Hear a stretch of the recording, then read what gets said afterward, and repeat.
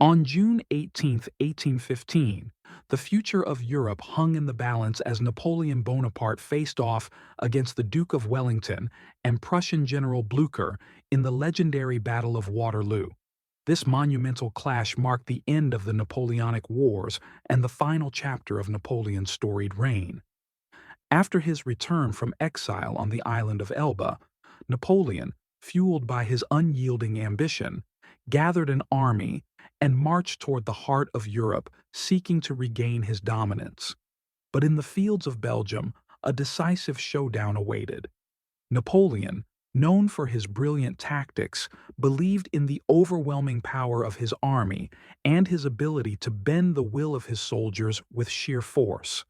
His psychological strategy centered on his ability to inspire and lead, relying on the loyalty of his men and his ability to break through enemy lines with calculated force. The French Imperial Guard, famed for their discipline and fierce loyalty, marched toward the enemy, with Napoleon in the rear, overseeing the battlefield with a commanding presence. He sought to strike fast and decisively, aiming to divide Wellington's forces and crush the British before the Prussians could join the fight. However, the battle did not unfold as Napoleon envisioned. Wellington, known for his cautious yet steady leadership, held firm behind his defensive positions. Despite the French bombardment, the British infantry, standing in tight, unyielding squares, withstood the onslaught. Their morale remained high, bolstered by Wellington's unshakable presence and leadership. The British soldiers, undeterred by the oncoming storm, maintained their ground, prepared for the inevitable French charge. As the battle progressed, Wellington's resolve was put to the test. Napoleon's cavalry, led by the French cuirassiers, launched a series of heavy charges in an attempt to break the British defenses. But Wellington had anticipated this and had his forces ready to meet the threat.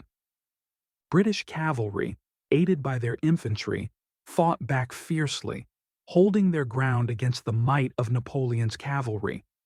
The French were unable to break the British line, and the psychological edge that Napoleon relied on began to slip away.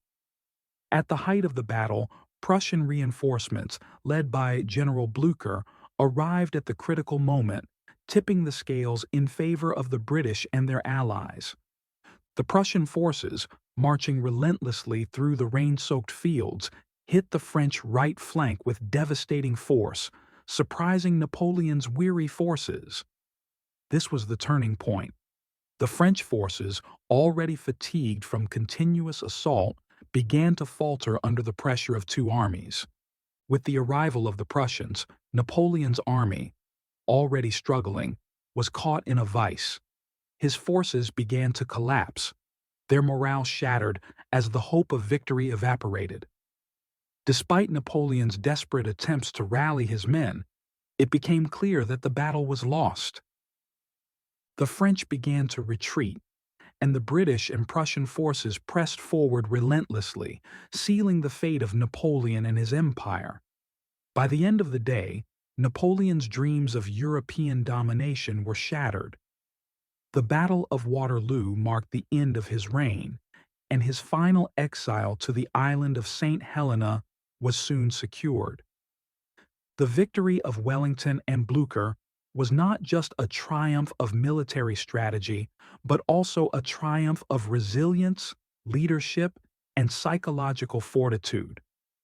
Napoleon's defeat at Waterloo wasn't just a loss of battle, it was the collapse of an empire built on psychological warfare, strategic brilliance, and the sheer force of will. As Napoleon was led away from the battlefield, his empire crumbled, and Europe breathed a sigh of relief. But the echoes of his impact would resonate for generations to come, as his wars forever altered the political and military landscape of Europe. Delve into history's epic battles and the minds behind them. Subscribe to Minecraft Dark Psychology.